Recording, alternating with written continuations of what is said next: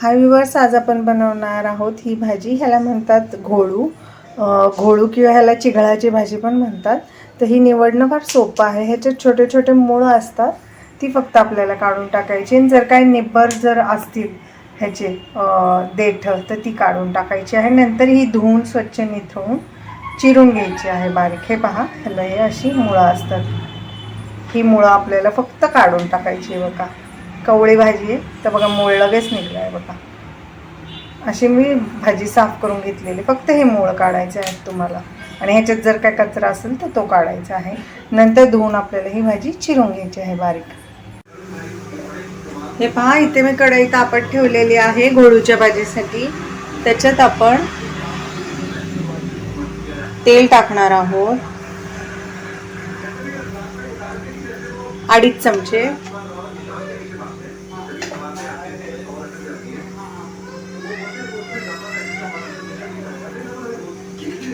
तेल टाकल्यानंतर आपल्याला सगळ्यात आधी ह्याच्यामध्ये टाकायचा आहे तो आहे कांदा बारीक चिरलेला.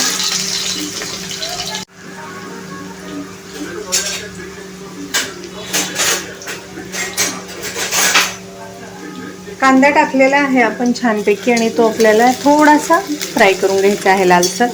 हे पहा, कांदा पहिला टाकला आहे कारण जर आपण पहिले लसूण आणि मिरची टाकली ना तर बऱ्याच वेळा ती कांदा परतेपर्यंत करपून जाते. त्यामुळे कांदा परतल्यावरती आपल्याला ती टाकायची आहे. तर पहिले आपण हा कांदा थोडासा लाईट ब्राऊन करून घेऊया.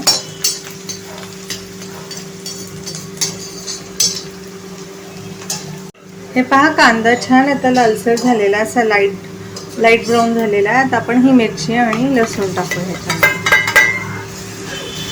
आणि परतून घ्यायची आहे. त्याचा कच्चेपणा जाऊन द्यायचा आहे लसूण आणि मिरचीचा. छानपैकी तेलावर फ्राय करून घ्या.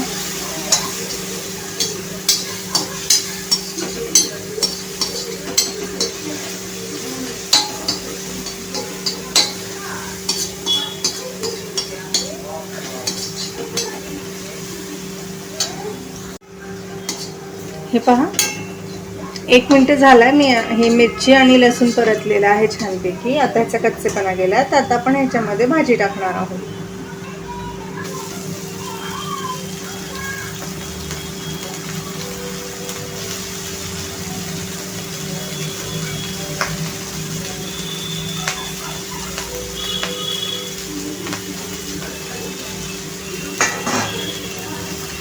जी लोक ही भाजी खात नाही ती सुद्धा खातील, इतकी छान होते ही भाजी.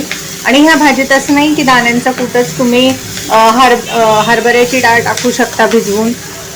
मूगडाळ जे आहे, मूगडाळ आणि मसूर डाळ, जर तुम्हाला मूगडाळ आणि मसूर डाळ टाकायची असेल तर ती फक्त धुवून ठेवा साईडला आणि मग टाका भाजीमध्ये. कारण भाजी शिजेपर्यंत कधी कधी खूप गाळ होतो डाळींचा. आता ही भाजी आपण छानपैकी परतूया. ह्या भाजीमध्ये पाणी असतं आणि ही भाजी खूप पौष्टिक असते. ही शरीराला थंडावा देते ही भाजी. आता गॅसची फ्लेम मीडियम करायची आहे. आपण हाय ठेवली होती. आणि आता आपण ह्याच्यात मीठ टाकायचं आहे.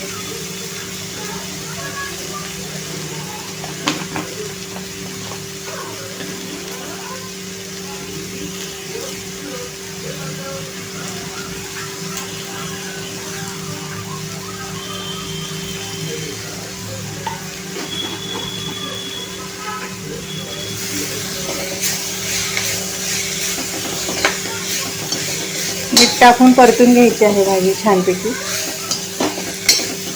आणि ही भाजी आपल्याला थोडीशी बारीक फ्लेमवर शिजवायची आहे, कारण ती ही इतर भाज्यांसारखी नाही, ह्याच्यात इतकंही पाणी नसतं. त्यामुळं आता आपण लो करूया फ्लेम आणि भाजी शिजवून देऊया छानपैकी 2 ते 3 मिनिटं. लो करून टाका गॅसची फ्लेम आणि भाजी शिजवून घ्या 2 ते 3 मिनिटं.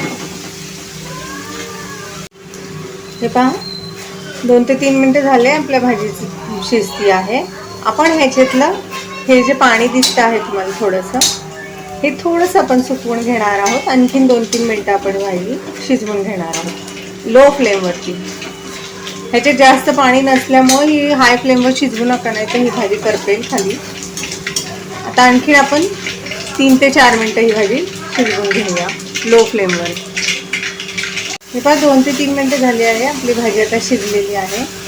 आपण ह्याच्यात दाण्यांचं कूट टाकून देऊया.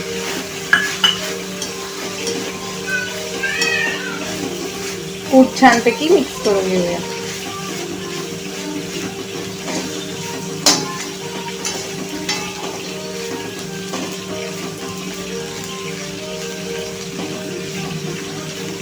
आता आपण ही भाजी काढून घेऊया. झालेली आहे. हे पहा आपली घोळची भाजी तयार आहे.